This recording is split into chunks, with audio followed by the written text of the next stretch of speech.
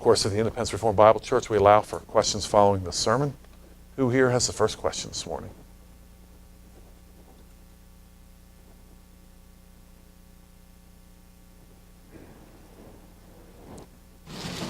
On the all hail thing, do you think that Jesus intended that as a command? Or do you think that that was just the imperative was the common way that you said it? Yeah, kind of a greeting, if you will. I think it appears to be a greeting, best I can tell, when you're, I'll put it this way. I think he said it in a very unique way, because I don't think you would have said that to anyone else that way. You see what I'm saying? In other words, I said that to you, I would not say to you, all hail. You see what I'm saying? And, it might be like, hey, be happy, you thought I was dead, I'm alive, or something like that. But you wouldn't say, I would never say to you, all hail. And I think that what gives it context is what happens next. They hold him by the feet and they worship him. So it seems to me that they were obeying a command that he just gave. That's how I see that. Yes? You talked a little bit about the Roman Catholicism, the Jewish and the Christian holiday all coming together at Easter. Where does that word Easter come from? Isn't that a Greek? A lot of argument over that. I can't address that. Maybe someone else here can, maybe more than I can. There's a lot of problems over the word because there's a pagan deity, Ishtar, which some people say that's part of. Other people say has nothing to do with that. There's a lot of argument, for example, over when the celebration began to occur. There are people that say that the early church never recognized that as a special day. I believe that's not correct. I believe there's plenty of evidence that they did worship on that day. The King James Version of the Bible actually has the word Easter in it, which some people say shouldn't be there. So there's a lot of controversy over the actual word.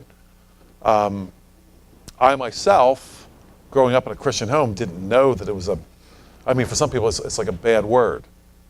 You shouldn't use it. I didn't know it was a bad word until I was like 40 or something. But I say this about that. I say Wednesday is a bad word also.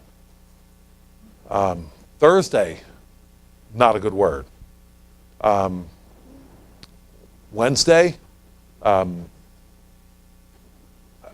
suppose, if you want to be technical about it, is say the day belongs to Woden, right? The Norse god Woden. Thursday, that's an easy one, especially now with all the crazy movies we got flying around now, right? Thor and that stupid hammer of his. I don't see that like some other folks do. I think if you're really going to be consistent with that, let's stop with Thursday. Let's not say that anymore. It doesn't mean Thursday. And Easter does not mean that we're worshiping Ishtar, whoever in the world she was. That's the way I see it. But this is a time of back and forth questions and answers. So obviously, if anybody has any other things to say about that, I'm all ears. It's very controversial. You get past the surface of some discussions, and boy, people get into it over this. Where it's just above the level of infant baptism versus believer's baptism. It's right there. Yes, Jeremiah. Well, I don't have anything to say about the calendar. I mean, it's interesting to talk about, but I appreciated the one point you made about all authority. Christ's authority was affirmed, and I've certainly heard that verse and that statement so many times, but I usually focus on what comes after that. teach the nation what happened. But I remember in my life when a light bulb went off in my head that Christ was the authority, and it was kind of like a weight off my shoulders that, I didn't have to be my own authority. Christ was the authority, and that just could be a good. I tried to talk about that with the boys a little bit. It is a freeing thought that I'm not the authority. That Christ is the authority. Thanks for pointing that out. Well, thanks. That's a freeing thing for people who are trying to be, shall we say, I was reminded of that a couple weeks ago, or maybe last week, that as a pastor, there are some things you're supposed to do your job, but you can't fix people. You can't. You can do your job, but you can't fix everything. And that is freeing in that same way. Christ can do this. He certainly fixed Paul, fixed him good, fixed him well, I should say. Christ can do this. That's my job, so thank you.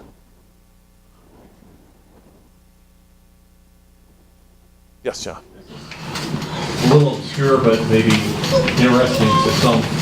What you alluded to the fact that Christ asked Peter 3 times, and that kind of harkens back to the 3 times denial.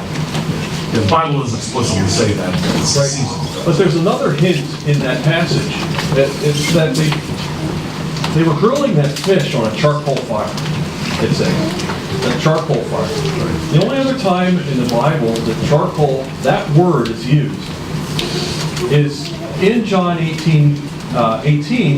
Now the slaves and the officers were standing there having made a charcoal fire for it was cold. And they were warming themselves, and Peter was also with them, standing and warming himself as he was outside denying that he knew Christ. So there's another hint back at the threefold denial. Did you all hear that? Yeah. I mean, it's the parallel is just too close. It's too tight. It's too tight. I got. Are there any more questions? Okay. There's one point that I felt like I didn't have time to make. Let me just make it real quick. I just want you to see this. You can study this later on your own. This is from Luke 24. Later on you can do this and do this. It's just an interesting thing here. Oh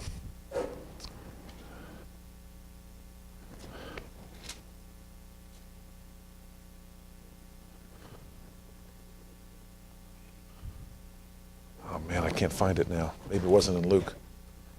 All right. No wonder I didn't make the point. Okay, at some point, I can't find it now. At some point, Christ chastises his disciples, and he's in front of them chastising them for not believing what they were told by other people. I'd never seen that before. He chastised them and said, these other people told you, why didn't you believe them? Now there's a definite sermon in there at some point. He doesn't say, why didn't you believe me because I'm here and because I told you before? He says, other people saw me, why did you not believe them? I'm sorry that I can't find it now. It's all over all the Gospels anyway. That's why I didn't make the point, because I didn't have it down in front of me. It was just one of those things that I'm like, wait a minute, I never saw that one before. It gives them a hard time because they didn't believe what they were told by other people. That, I think, has a lot to say to us today.